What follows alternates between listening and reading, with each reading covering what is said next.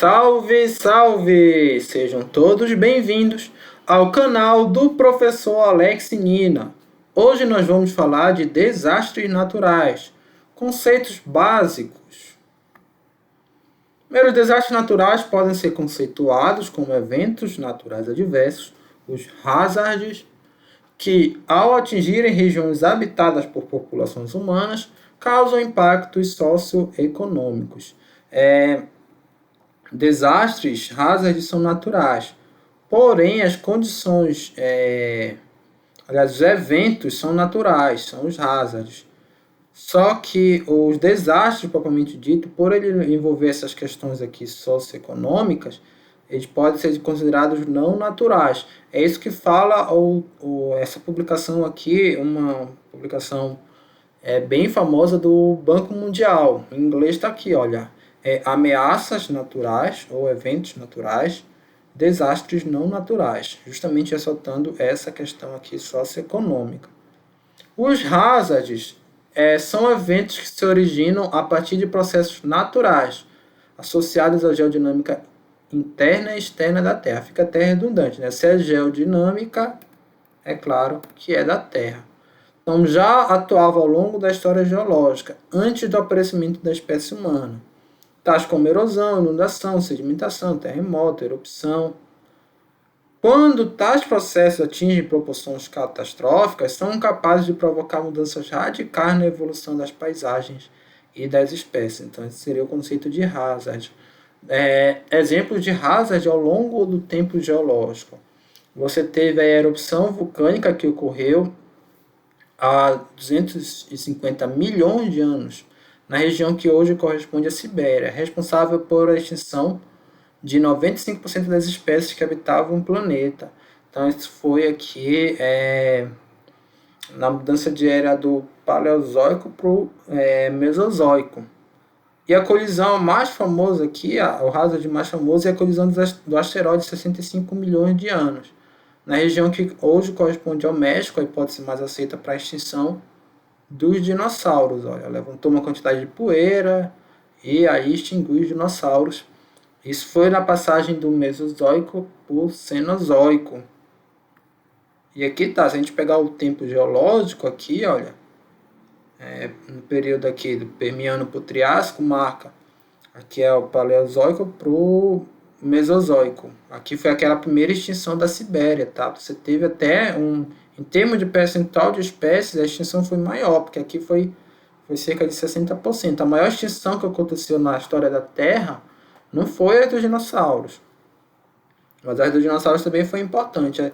Percebam que as extinções, os hazards, eles marcam início de era ou período geológico.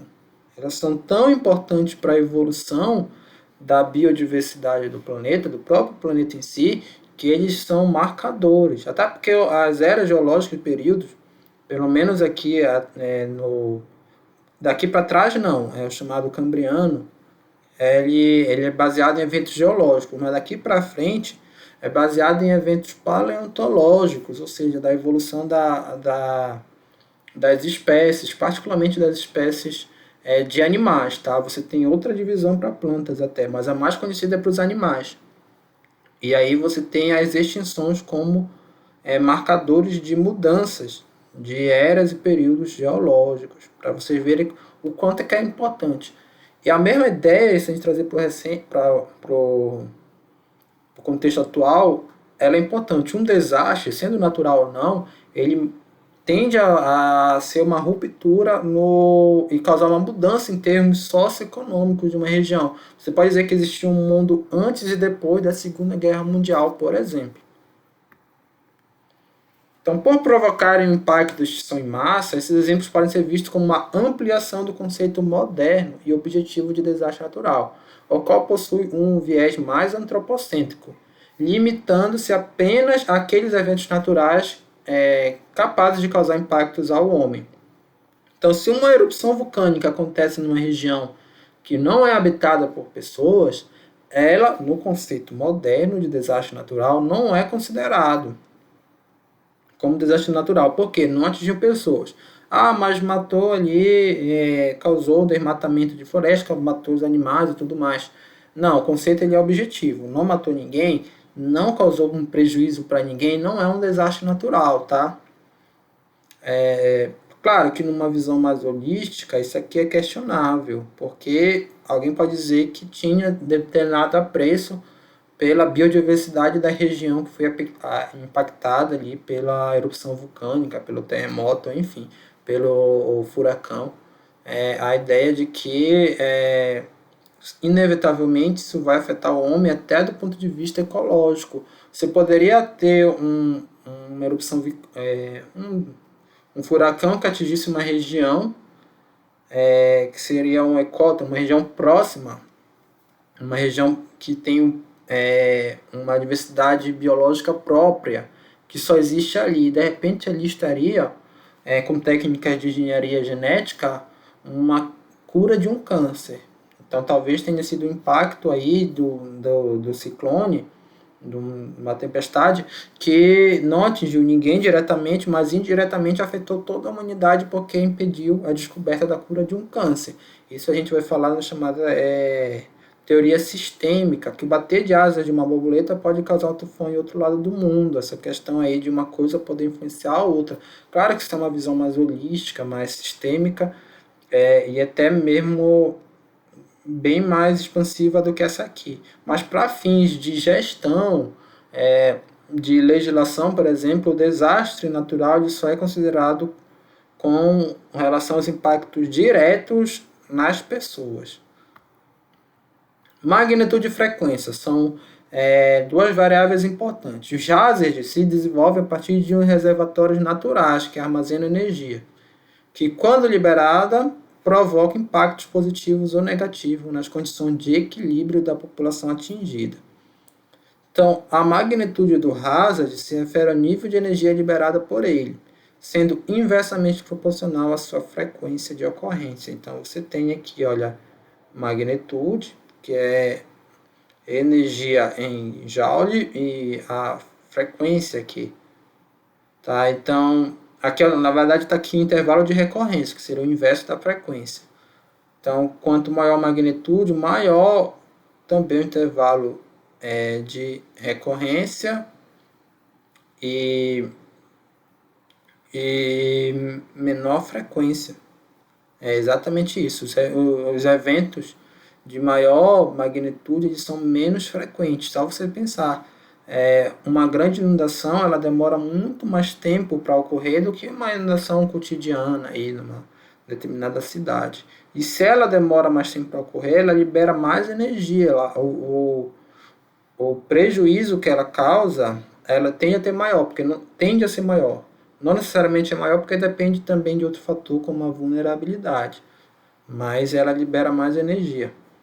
Destaca-se que o termo hazard é utilizado não só para se referir ao fenômeno já ocorrido, mas também para eventos futuros. Então, o hazard do inglês, por isso que não tem um termo adequado.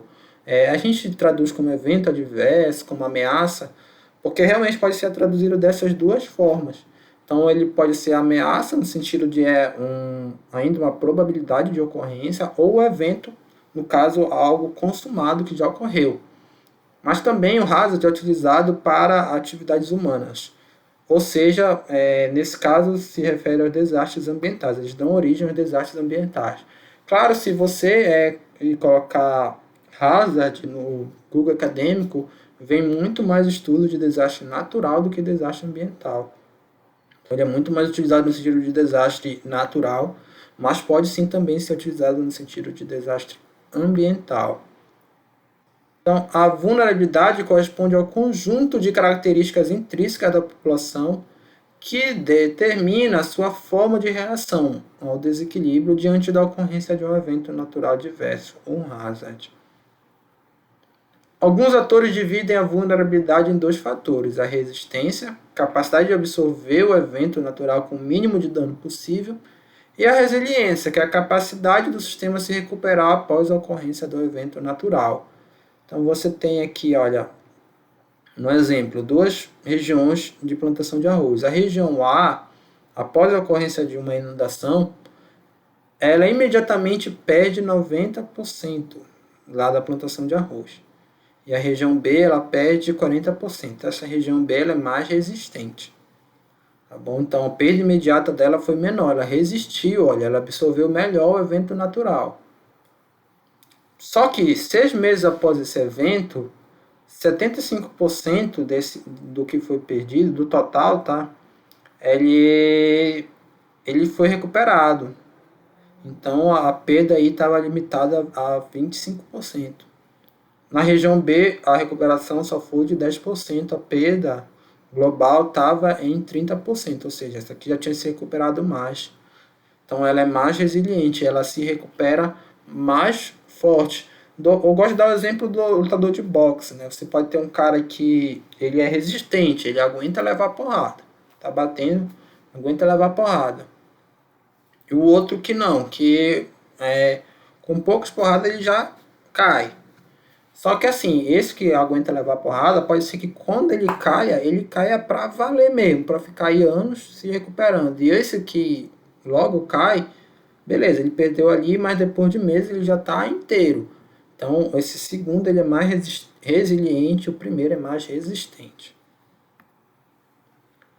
A resiliência, ela é um termo mais amplo, ela também pode ser vista como um termo mais amplo. Na verdade, parte significativa da literatura tem utilizado o termo resiliência nesse sentido. Ele tem ampliado o conceito, esse conceito aqui de resiliência é o que eu particularmente utilizo, mas eu admito que é um conceito que ele é tanto quanto está ficando tanto quanto antigo, não defasado, porque depende do arcabouço teórico.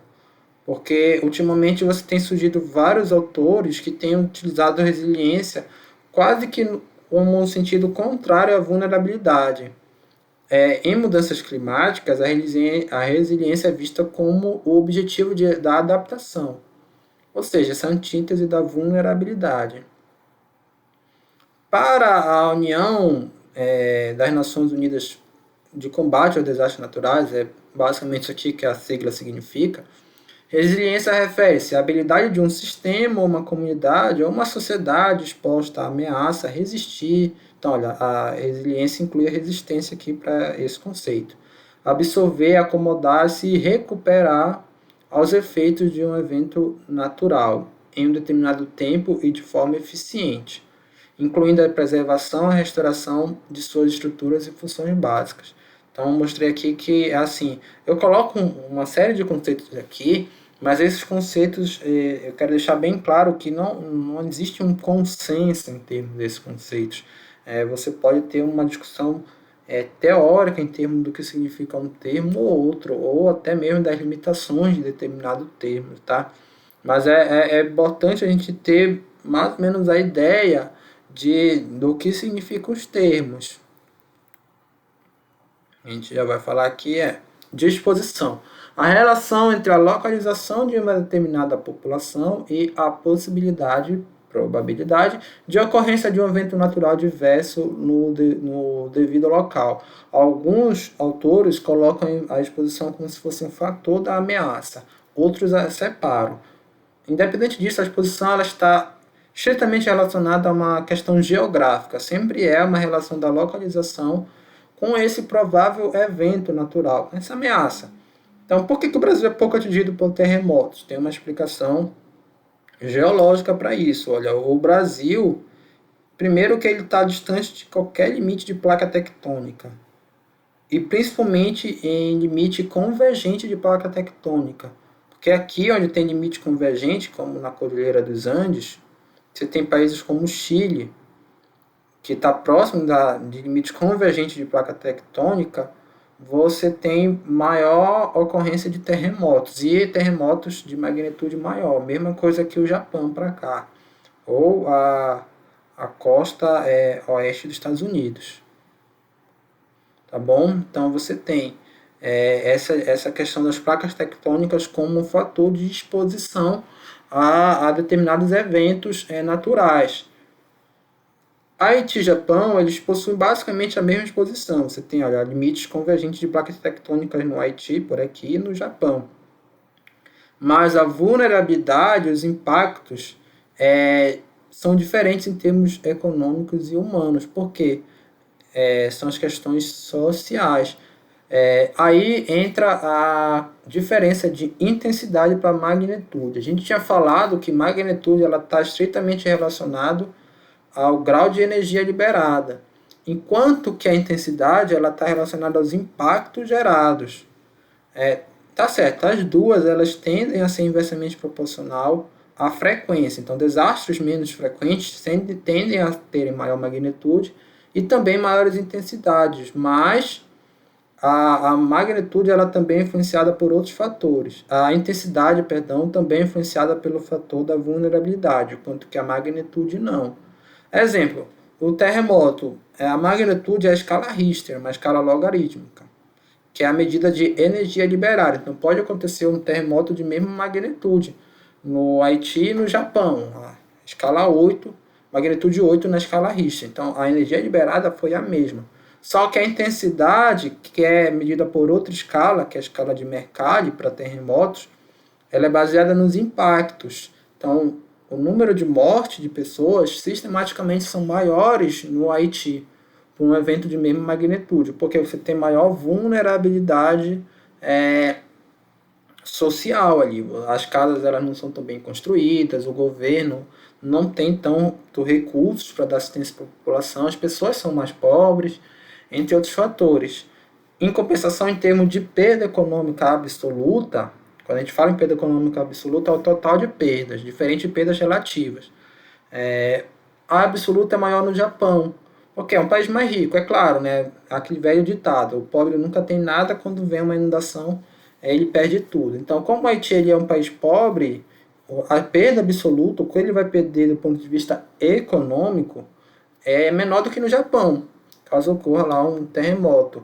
Agora, quando a gente fala de prejuízo econômico relativo, você tem que pegar esse total de perdas e dividir pelo PIB do país. Então, a perda relativa é maior no Haiti.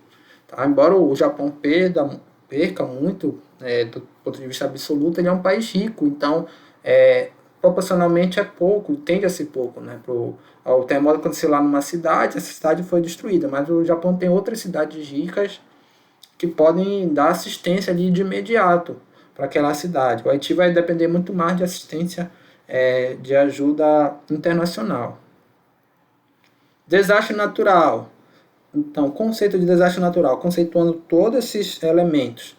Impactos medidos em termos de intensidade. Olha, o que define um desastre natural é intensidade. E, basicamente, você pode ter vários níveis de intensidade. Você pode ter intensidade medida por... Não, perdão, você tem vários tipos de danos. Os danos diretos, que são aqueles que ocorrem imediatamente, os danos indiretos. Tal desastre provocou lá uma interrupção na questão do comércio da região, que diminui o PIB daqui a um ano.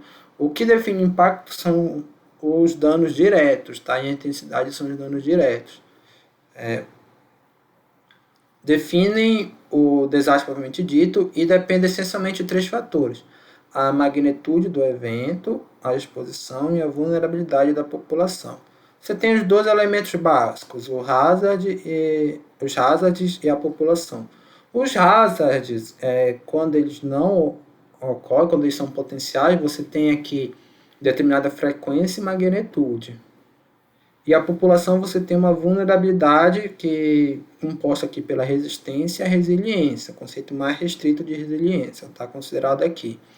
A exposição e a interseção, qual é a relação geográfica entre esse hazard e essa população? Então, são três elementos aqui, três variáveis, perdão. Quando o evento potencial realmente ocorre, ele é uma probabilidade. Quando ele enquanto ele é uma probabilidade, ele dá origem a um risco, ele não ocorreu ainda. Mas esse risco ele não depende só dessa probabilidade, ele depende também da exposição e das prováveis consequências que também vão estar em virtude da vulnerabilidade.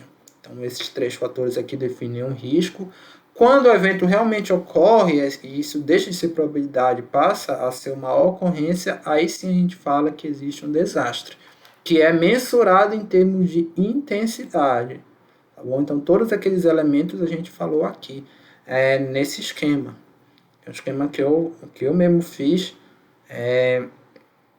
na minha dissertação de mestrado. E também existe a questão da adaptação, que é o conjunto de ações que a população realiza para reduzir ou minimizar os riscos de desastre natural, incluindo a redução da vulnerabilidade e do nível de exposição. A gente vai falar mais disso na próxima aula, mas você pode ter assim uma adaptação no sentido de ser algo não estrutural, tá? Você fazer um ordenamento territorial para combater determinado problema, como uma, é, uma inundação, ou estrutural, você construir um muro de contenção aqui para combater. Tá? A adaptação é a questão de você conviver com esse desastre da melhor forma possível.